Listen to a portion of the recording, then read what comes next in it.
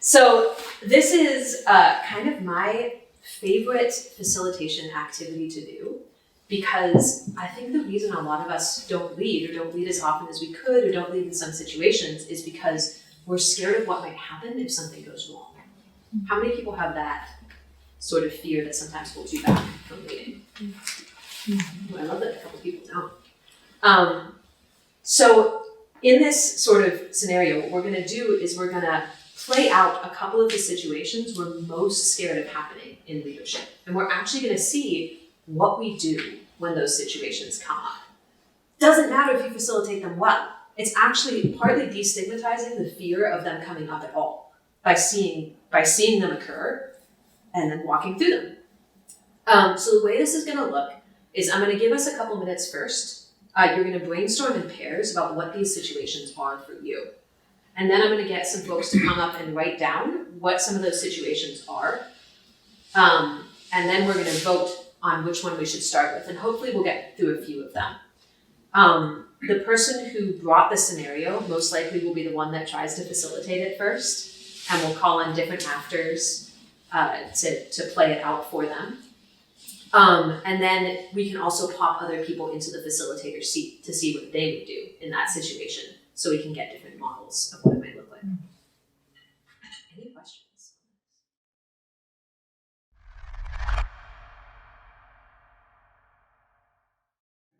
What do you have to find as innovation to y'all?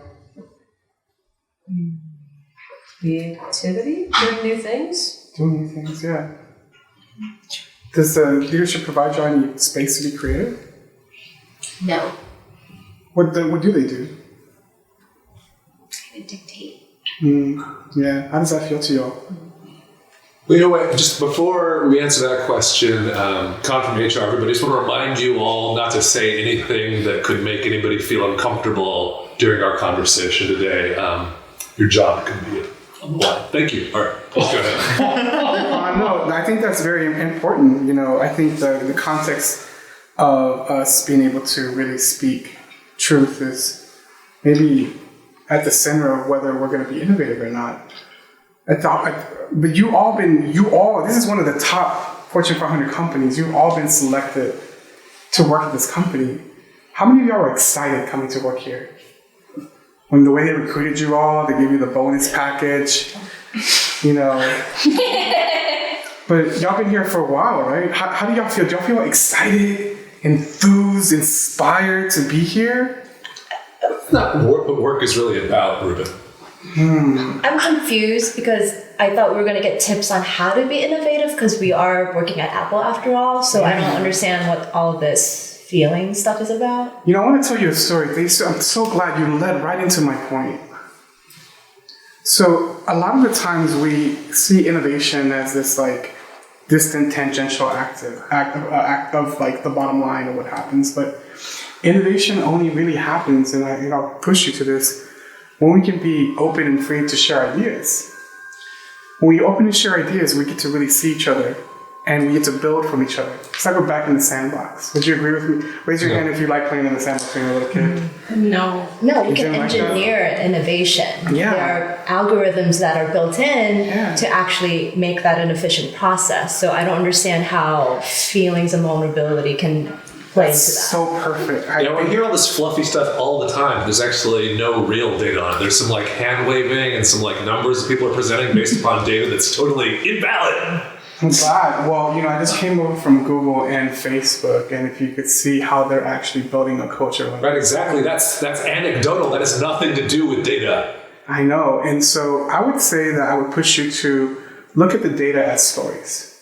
And stories from people who chose. Stories aren't data. Stories can point to data and how we shape them and inform our decisions. And so I would ask you to start looking to see, where have we suppressed our own stories to be able to be truly innovative? I have a question. I mean, also, what does it mean to be innovative, right? I feel like we need to have, it's relative, and I just don't understand what to compare it to. Maybe I am being innovative compared to, Matt over here. Yeah, it's a great, let's have that conversation. I think, to me, in my opinion, and my practice in my innovation firm, It's a collision of ideas that have never come together.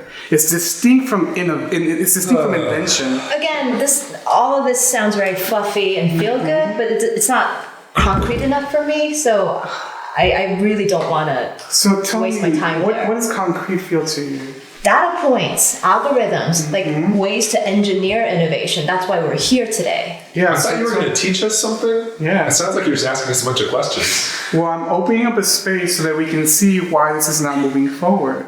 I was brought forward to see, because if it's really... I thought you were brought forward to teach us something. Yeah, I'm teaching us how to be open to talk to each other. I'm going to pause the scenario for a minute. Yeah. Because I feel like we've had some of the dynamics play out and gotten to see through. First of all, fucking snaps to Ruben. Yeah.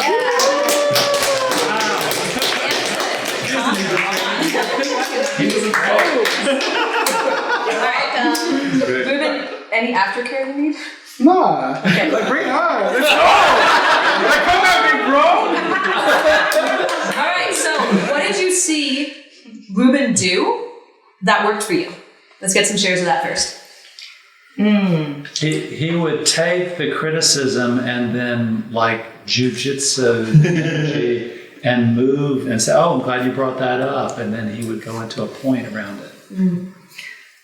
I would hear you like slow down and like speak directly and openly to the person who had expressed. I noticed there was like a moment where he like took a deep breath and then spoke a little bit louder, not aggressive, but just like, hey, I'm in the leadership role right now.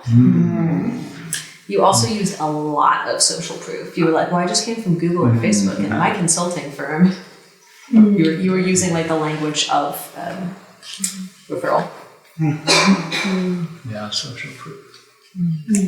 All right. What did you want to be different? What do you think could have worked a little bit better about what Ruben did? And I'm going to ask specifically first from the two of you, like how could he have addressed you in a way that might have worked? Ron? I wanted to hear impact of how I was coming at you. Because then that would have softened me and made me feel vulnerable in the moment. And you could have used me as an example of landing into vulnerability. How could he have said, like, what would a vulnerability have sounded like in this particular context of being in a company? I'm sensing a lot of mistrust. Resistance. Yeah, resistance, and calling me out. And share with me how that resistance is impacting you in your body.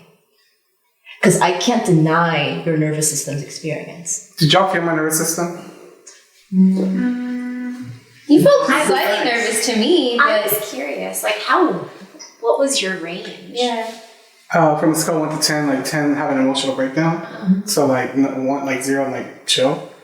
Probably like a 2 or 3. Like I felt him come at me. I was like, Yeah. That actually, like, to ping back on what Iran said, I didn't feel you being affected by what was happening in the group. That actually made me less comfortable. Yeah, it felt a bit performing calmness. I didn't feel you were performing. You felt you were calm, but the step for me before, or you could do it at the same time, but just really fully acknowledging what was in the room and like seeing, and it felt like you didn't let it faze you, but then you just kind of were ignoring the event. Yeah, I felt ignored. Yeah. did you feel ignored? Not ignored, but like not my like what was happening for me wasn't being addressed. Yeah. It was like trying to deflect it somehow. Yeah. Good. So I'd like to get one more share from Khan, and then I want to see like what's landing for you. I don't want to do too much without checking in. Yeah, it was almost like I was operating in this level of like trying to make arguments, and you were like offering counter arguments, which just like kind of like got me more amped up to be like, well, here's my counter arguments. And I think it would have been more effective is to do something like I remember mentioning, like acknowledging what's happening over here for me. Especially since we're like concentrated right here. Yeah. You know? I could have met y'all there. Yeah, like I was having like a freak out. And you were just like, we're just continuing this normal conversation. He did say like y'all's jobs are on the line. I mean, that's a strong energy to bring into the room, and it was just kind of bypassed. Yeah, no, well, I picked it up and I was like, no, it's really interesting that because I was leading to the fact that the culture is set up that way. It's like, how does it feel to really be innovative if your jobs are on the line all the time? That's what I was trying to get to say, but I didn't think it came out that way. That could have been interesting to say. I'm also wondering if when he said, your jobs are on the line, before it even escalated from that point, just being like, was anybody impacted by hearing that right now? Like offering up the vulnerability in the real time, How does that feel for everyone when you hear something like that? Kind of thing? Yeah. Or did that impact anyone? Him saying that? That's a big thing, right? Just acknowledging it. Raise your hand. I just want to say, like, I'm feeling a little bit unsafe right now. And when you said that kind of thing. I don't know, the word unsafe might like kind of trigger that. I would be wondering, like, what is the feeling under unsafe? I feel that it's a trap. You feel like you're revealing in like a combative way. You're giving examples. You're not describing your experience. You're giving an example right now, right? Yeah. So all examples. Yeah. Not actually. This is not me feeling unsafe. Isn't me like in the scenario? I saw how it would have played out. He's embodying participant. Yeah, embodying. Yeah. Oh, I see. Okay. I was like, that feels kind of unsafe to me. Does anyone feel unsafe right now? But if you said that as a facilitator, like I could imagine people are like unsafe. What? Like So the word unsafe Is unsafe. Yeah. So it's like, I would see if there's like another word. Like I feel like nervous to speak openly hearing that. Does anyone else feel that? Maybe. I do want to bring attention to something. Like usually when someone's like pointing and a finger and keeps nagging at it, it's like part of it is maybe they want you to react and they want you to respond. And so perhaps that was like your way of, like, you were staying cool because you're like, I don't want this to get to me and show that. But it was nice to learn like this idea of how to respond to that, which is acknowledging it and showing your own vulnerability. Yeah, modeling vulnerability. Like would it be like, I feel attacked by you? Would that I feel like you lose your power as well. I'm so glad you're saying this. Yeah, so yesterday, the day before, I watched the video. Al Sharpton arrived in Del Rio because of a Haitian thing, and then people were like, we don't want your racist stuff here, whatever, like some conservative people. And they're just yelling and not letting him actually have his press conference. And he just stays stoic and just continues to have his thing. I'm bringing that up because I think I was doing some of that, where like the crazy protester, and he's just like focused, and that's how I've been. But the transformation could actually be being effective. Hey, friend, like I totally get it. Like you feel that this is not the way it should be going. Like let's figure out. Everyone, like turn the cameras off for a second. Let's have a conversation. Yeah. Yeah, I wanted to add something on that, Con and Ryan. I wonder, like, if you could have named that. What I'm getting is that there's a lot at stake here, right? There's a lot at stake here, and what I'm hearing is that the way that you see the solution is through data, and this mirroring back. This is what would make you feel safe, is moving forward from that perspective. Yeah. Is that right? Asking you, did I get it? I think the context, I'm just going to give like a summary of this, and I actually want to bring someone else forward to try it out, because then we could give more feedback. It might be good with examples. A kind of like a summary I'm hearing is like addressing the people instead of like addressing the people and allowing yourself to be affected, instead of like generalizing it back out to the group or like just staying stoic. Addressing the concern and the people. Yeah. Meeting them there. Because there was a way that it kept going back to like the group. It's like they would bring something and you would like look to like the us, which I imagine had them kind of feel like not listening to me. Yeah, which makes them speak louder because they feel not acknowledged. God.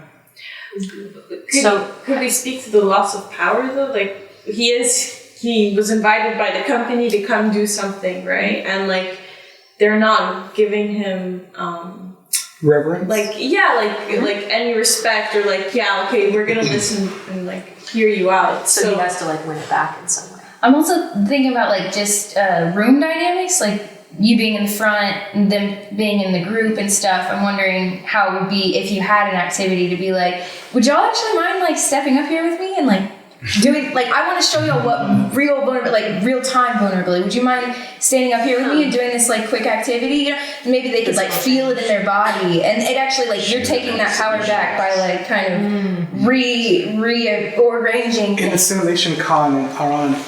If I would have done that, would you have been open or resistant to that in the scenario? I don't know. I mean, this is an artificially, engineered situation.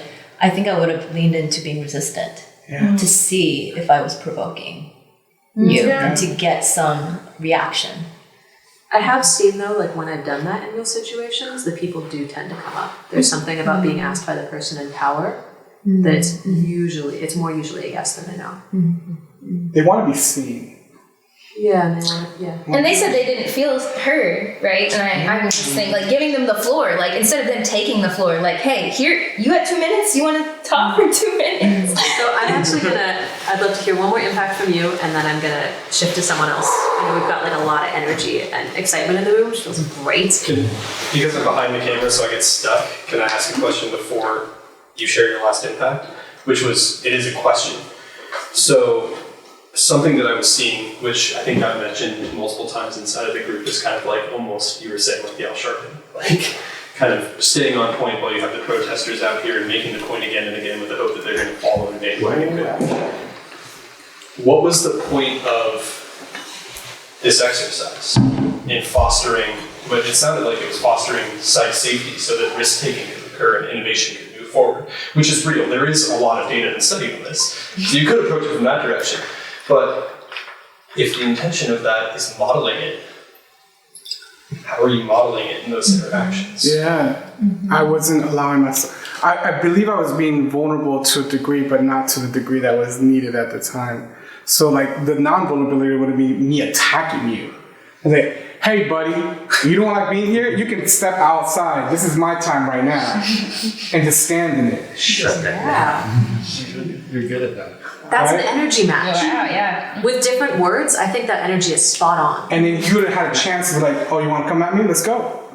But at the same time, I'm like, I was invited here. But it all would depend on how strongly I felt in my conviction of what the fuck I know I'm talking about. Right? And then like, dude, like, cause then who would have looked silly would have been you and the people that hired me to bring me on, because I'm not going to be disrespected, but that's ego playing. I don't want to play that.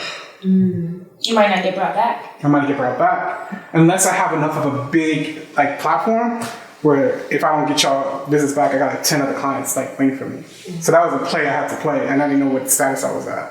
Interesting, good point.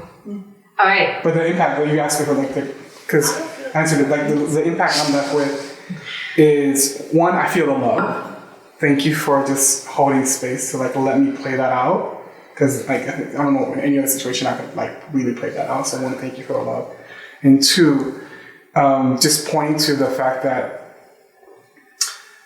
I think the reason I don't go in deeper is kind of like why I swim in 4 feet water, because if we go really deep on that type of vulnerability, I don't know how I can make it back to the shallow. That's real. Yeah. So like I want to go deep, and I'm like, I need to work on my sea legs because I might get tired and I might drown. Yeah. That's huge. That's good self-knowledge. That's huge. It's probably responsible. Yeah. It also feels like a question of like, how would you expand your capacity to go a little bit deeper and then come back to the shallows? Yeah, good So it's question. going to be Shadow. Do some laps. Well, here we are. I know. All right, let's get